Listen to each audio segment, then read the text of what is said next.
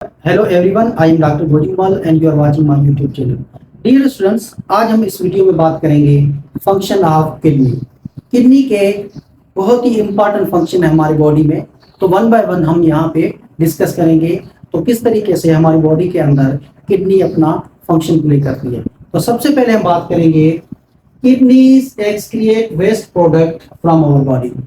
Kidney का एक function है कि हमारी बॉडी के अंदर जो वेस्ट प्रोडक्ट बनते हैं जैसे यूरिया, यूरिक एसिड, केरेटिनिन, इन वेस्ट प्रोडक्ट को हमारी बॉडी से एक्सक्रिएट कराती है। अगर ये वेस्ट प्रोडक्ट हमारी बॉडी से एक्सक्रिएट नहीं होंगे तो हमारी बॉडी के अंदर डिफरेंट फिजियोलॉजिकल एक्टिविटीज डिस्टर्ब हो जाएगी। तो ये एक इसका काम है। दूसरा काम क्या है? Work as endocrine organs. Kidney भी एंडोक्राइन जैसे ऑर्गन है दूसरे, उसकी तरह काम करती है, क्योंकि किडनी से कुछ इंपॉर्टेंट हार्मोन्स सीक्रेट होते हैं जैसे रेनिन एंड इरिथ्रोपोइटिन। ये दो इंपॉर्टेंट हार्मोन हैं जो हमारी बॉडी के अंदर डिफरेंट फिजियोलॉजिकल एक्टिविटी कराते हैं। तो सबसे पहले हम बात करेंगे रेनिन की। रेनिन हार्मोन क्या है और कहाँ से ये सीक्रेट होता है? तो आप यहाँ पे ये पिक्चर देख रहे हैं, ये किडनी की पिक्चर है और ये किडनी का ऊपर वाला हिस्सा कॉर्टिकल है और ये मेडुला रीजन है। और ये नेफ्रॉन आप यहाँ देख रहे हैं, ये नेफ्रॉन है जक्स्टा मेडुलरी नेफ्रॉन, जो हमने प्रीवियस लेक्चर में डिस्कस किया था। अब ये नेफ्रॉन है और ये नेफ्रॉन का बाउमेंट कैप्सूल है और इसके अंदर ग्लोमेरुलस कैपिलरीज है। ये ग्लोमेरुलर कैपिलरीज, इसके जो सेल हैं, ब्लड वेसल्स की मैं बात कर रहा हूँ, कैपिलरीज की, यहाँ पे जो सेल है उसको कहा जाता है juxtamedullary glomerulus cells. Juxtamedullary glomerulus cells, यहाँ पे ग्लोमेरुलस लिखिए, ग्लोमेरुलर सेल्स। तो ये सेल क्या करते हैं? सीक्रेट करते हैं रेनिन। लेकिन सीक्रेट क्यों करते हैं, सबसे पहले बात हम ये सीखेंगे। तो रेनिन सीक्रेट क्यों होता है? जब हमारे बॉडी का ब्लड प्रेशर लो हो जाता है, जब हमारे बॉडी का ब्लड प्रेशर लो हो जाता है तो ब्लड प्रेशर को नॉर्मल लाने के लिए रेनिन सीक्रेट होता है। तो इस वजह से रेनिन सीक्रेट होता है। आप यहाँ देख रहे हैं कि जो जक्स्टा मेडुलरी ग्लोमेरुलर सेल्स हैं उससे सीक्रेट होता है रेनिन हार्मोन। ये रेनिन हार्मोन दूसरे हार्मोन को एक्टिव करता है। जैसे एक दूसरा हार्मोन है जिसका नाम है एंजियोटेंसिनोजिन। ये हार्मोन बेसिकली लिवर से सीक्रेट होता है, ये इनएक्टिव फॉर्म में होता है। जब रेनिन इससे रिएक्शन करेगा एंजियोटेंसिनोजिन से तो उसको कन्वर्ट कर देगा एंजियोटेंसिन 1 में। एंजियोटेंसिनोजिन को एंजियोटेंसिन 1 में कन्वर्ट करेगा, कौन करेगा? रेनिन। और ये हार्मोन एंजियोटेंसिनोजिन लिवर से सीक्रेट हो रहा है, इसको कन्वर्ट कर रहा है angiotensin 1 by the help of renin. Angiotensin 1 further जो है कन्वर्ट होगा एंजियोटेंसिन 2 में by the help of enzyme which is produced by the lungs. यहाँ पे लंग्स के अंदर एक एंजाइम प्रोड्यूस हो रहा है जो एंजियोटेंसिन 1 को कन्वर्ट कर रहा है एंजियोटेंसिन 2 में। अब ये एंजियोटेंसिन 2 है, इसका फंक्शन क्या है? ये एक्टिवेट करेगा एड्रिनल ग्लैंड।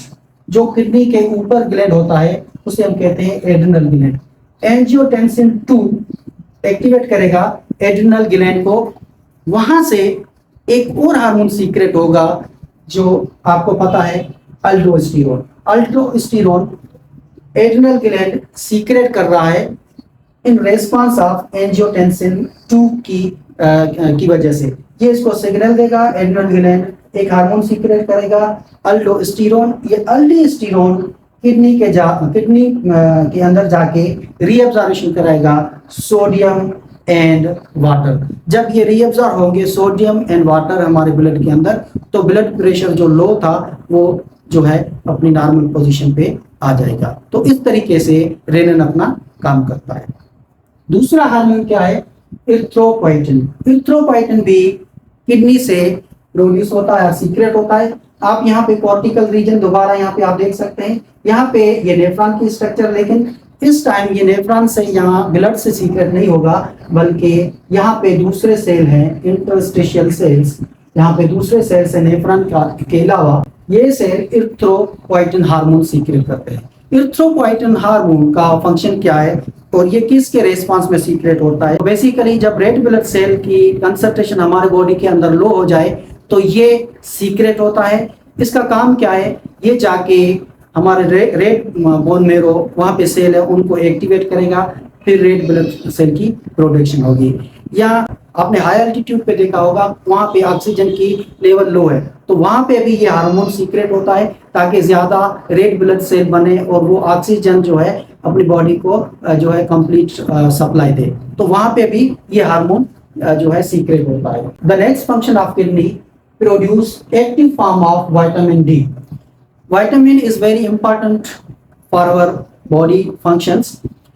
विटामिन हमें डिफरेंट सोर्सेज से मिलता है, जैसे ऑयली फिश से हमें मिलता है, सीरियल से मिलता है, मिल्क से मिलता है।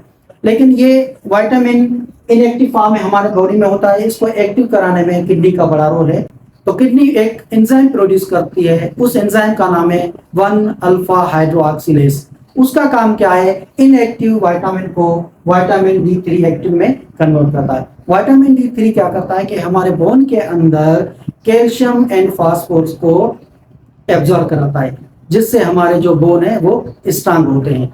अगर किडनी के अंदर कोई प्रॉब्लम हो जाए तो फिर हमारे बोन पे भी इफेक्ट करेगा, क्योंकि वहां पे विटामिन डी एक्टिव नहीं बनेगा तो उससे कैल्शियम और फास्फोरस की एब्जॉर्प्शन प्रॉपर नहीं होगी। Next function, balance pH of our body by adjusting and changing amount of bicarbonate and hydrogen ion in blood and urine. Bicarbonate pH को इंक्रीज कराता है और हाइड्रोजन आयन पीएच को लो करता है। जब इंक्रीज होगा पीएच तो वो बेस की तरफ मूव करेगा और डिक्रीज पीएच होगा तो वो एसिडिक बन जाएगा। ये किस तरीके से हमारी बॉडी के अंदर बैलेंस करता है, यहाँ पे मैं इसको भी फिगर जरिए आपको समझाने की कोशिश करूंगा। यूं समझे कि ये ब्लड वेसल्स है, ये ब्लड वेसल्स है और ये हमारे ट्यूब्यूल है नेफ्रॉन के, जिससे यूरिन बनता है। तो यहाँ पे क्या होगा, ब्लड के अंदर हाइड्रोजन आयन होंगे तो इसकी पीएच लो होगी तो ये एसिडिक हो जाएगा और ये होगा बाइकार्बोनेट यहाँ पे। तो फिर क्या होगा, किडनी क्या करेगी, बाइकार्बोनेट को एब्जॉर्ब करा के ब्लड के अंदर भेजेगी और हाइड्रोजन आयन को यूरिन जरिए एक्सक्रिएट कराएगी। इस तरीके से एसिड बेस भी बैलेंस होगा। तो यहाँ आप देख रहे हैं कि हाइड्रोजन आयन ब्लड के अंदर है तो फिर क्या है कि वहाँ एसिडिक एनवायरनमेंट हो जाएगा, तो इसको किडनी के अंदर या ट्यूब्यूल के अंदर यूरिन जरिए पास कराएगी और यहाँ पे बाइकार्बोनेट है, इसको रीअब्जॉर्ब करा के ब्लड, तो ब्लड की पीएच भी मेंटेन हो जाएगी। तो इस तरीके से ये बैलेंस करता है pH of our body. The next function is regulate as homeostasis organ, regulate water and solute by producing dilute and concentrated urine according to external environment. External environment के बेस पे अगर हम ज्यादा पानी पीते हैं तो वाटर की कंसंट्रेशन जब ज्यादा होगी तो डाइल्यूट यूरिन पास होगा। अगर हम पानी ज्यादा नहीं पिएंगे, पानी की अगर कमी है तो ये कंसंट्रेटेड, जहाँ पे सॉल्यूट की कंसंट्रेशन ज्यादा होगी और यूरिन इस तरीके से पास करेंगे। तो सॉल्यूट और वाटर को भी मैनेज करता है। अगर ज्यादा वाटर होगा तो डाइल्यूट यूरिन प्रोड्यूस करेगा, अगर वाटर की कमी होगी तो फिर जो है कंसंट्रेटेड, जिसके अंदर सॉल्यूट जो है ज्यादा होगा, वो यूरिन पास करेगा। Last but not least, produce urine.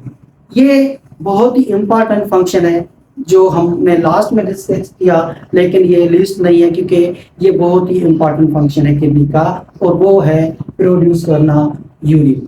अब यूरिन किस तरीके से वो प्रोड्यूस करता है, वो नेफ्रॉन के अंदर डिफरेंट स्टेजेस होती है, जैसे ultra filtration, selective reabsorption and tubular secretion. ये 3 स्टेजेस में यूरिन बनता है, जो हम नेक्स्ट वीडियो में डिटेल से डिस्कस करेंगे। आज हमने डिस्कस किया किडनी के डिफरेंट फंक्शन के बारे में। आई होप कि ये आपको डिफरेंट फंक्शंस समझ में आ गए होंगे।